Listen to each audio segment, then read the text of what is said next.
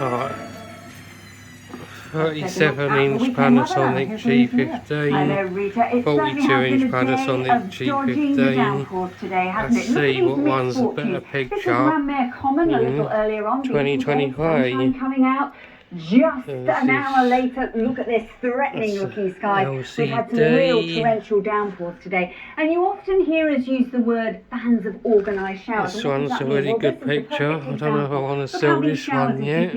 Driven along by their strong winds and very organised bands of really good showers. picture. They've been grouped together along the spells of rain at times, and some of them heavy and thundery. We've had showers further north, closest to the area of low pressure. Under lighter winds, they've been slowly moving as well, and all that will drift its way steadily eastwards. Great pictures. As we go through the evening and overnight. Temperatures will hold up, though we keep quite a lot of cloud around through the night, and tomorrow morning we start off with some sunny spells. Buttons and there and up in the showers. Now same they're place. getting more organised across Northern Ireland, into Let's see. and down into East Anglia. Here there's a weather front. It's One looks best. south. But Wales and South West England will stay mild. We'll keep some sunny spells, but just a little bit colder in Scotland, a sign of what's to come. So as that front pushes its way steadily southwards through Saturday night, it's going to bring some rain, but it will introduce cooler air, a northerly airflow set to return for the second half of the weekend and into next week. So we start off wet, that one better. brightening up behind, sunny spells, but some of those showers in Scotland could turn increasingly wintry. It's going to be a cooler story rather than cold for many of us, because we've still got that spring sunshine and it's got a bit of intensity in it now. So temperatures generally around 6 to 10 degrees the high. Certainly it's worth bearing in mind, don't forget that it will feel that little bit cooler, but actually it's the start of British summertime. Yes, the clocks are going to go forward during the early hours of Sunday morning. We all lose an hour's sleep, but daylight hours. Menus. Thank you for the reminder, Louise. And that is today's BBC News at 6. You can, of course, keep up with all the latest developments on the BBC website. From the 6 o'clock team, it's goodbye, but the news continues here on BBC One. But now it's time to join our colleagues across the nations and regions for the news where you are. Bye-bye. Yes, thank you, Rita, and welcome to the East. On the programme tonight, vacancies to fill, but where are the workers? The employers. No marks on any screen. I just want to do something that will just take me to my retirement years. I'm easily trainable. My work ethic is fantastic. I'm ready to go. The teacher accused Faces of look killing a lot and better burying her on this boyfriend one. here. Today, Fiona Beale's family Definitely. gave evidence.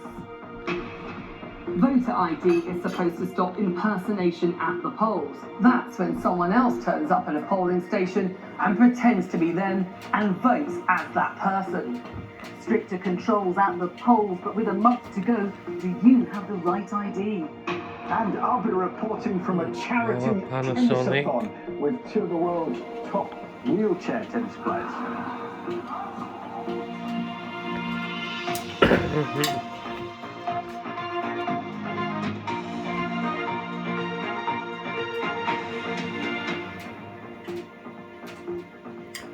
Hello, we start tonight's programme with the jobs market and the dilemma facing some of our biggest businesses. Across the region, almost 200,000 jobs remain unfilled, leading to shortages in hospitality, retail and social care. Now these are some of our largest employers, big names including John Lewis, IKEA, Lidl, Anglian Water. Now take a look at this figure. The number of jobs they were offering today at a jobs fair in Milton Keynes. More than I was flickering, but it ain't in my many of eye. those who came were mums returning to the jobs market and older workers. Here's Helen Mulroy. Just over a week on from Jeremy Hunt's Back to Work budget, Effie and Heather are at the MK Job Show looking for work. That one's better sound. 3-year-old Heather, who's been out of work for 3 months, are exactly the type of people the Chancellor is hoping to entice Put back the into light the sensor on and see if there's any difference. I can't sleep, I can't do anything. I'm getting high blood pressure on that as well. And it's frustrating for me. I'm a single mom, the cost of living is killing and the benefit is not doing nothing.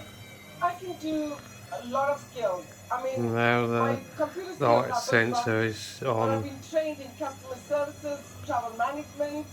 I've done Still like that one banking. more. I've done care work, and I've done so many industries. But I just want to do something that will just take me to my retirement years. And something relaxed that will give me support. I'm easily trainable. My work ethic is fantastic. And I'm ready to go. There are 9 million people in Britain that aren't in the workforce. Those that are retired, those that are ill, mums, people with caring responsibilities and students. It's those 9 million that the government are desperate to get back to work. There are 10,000 vacancies on offer at this show in Milton Keynes, and Effie and Heather are hoping there's something here for them, and there should be.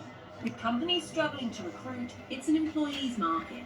It's very competitive at the moment. We do have a lot of vacancies around within Santander. I'll say 500 across the country, but it's just mainly focusing on Skin flexible looks working. a So lot let's say better getting on that people one. once or twice in the week in the office. So there's like 40-60% split at the moment, or full-on training being provided as well. We would have about 40 to 60 vacancies at any one time, and we don't have the highest salaries, but we do have very high job satisfaction, and I think it's people having to weigh that up.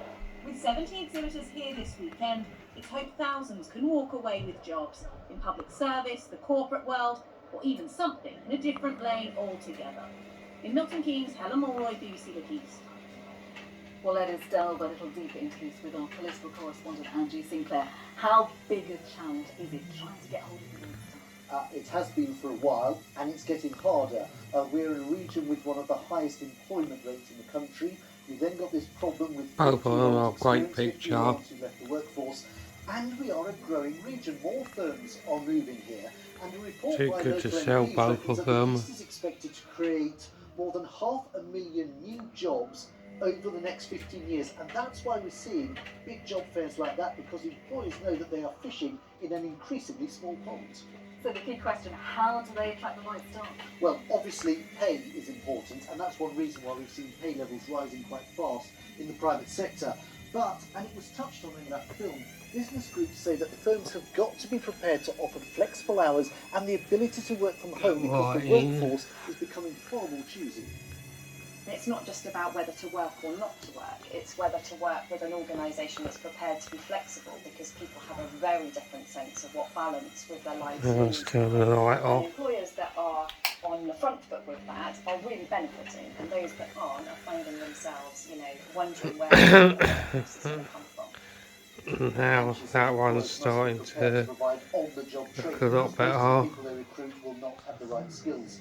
Finally, MPs say that if as a region we want to keep growing and we want to see more jobs created, as a region we're going to have to accept that more homes have got to be built. Now, a court has heard that a teacher who killed her partner and buried him in their garden in Northampton claimed he'd left her for another woman. The body of Nicholas Benjamin was discovered last year. Ian Beale denies murder. Today, her parents gave evidence in court. Emma Ball was there. Today, the former teacher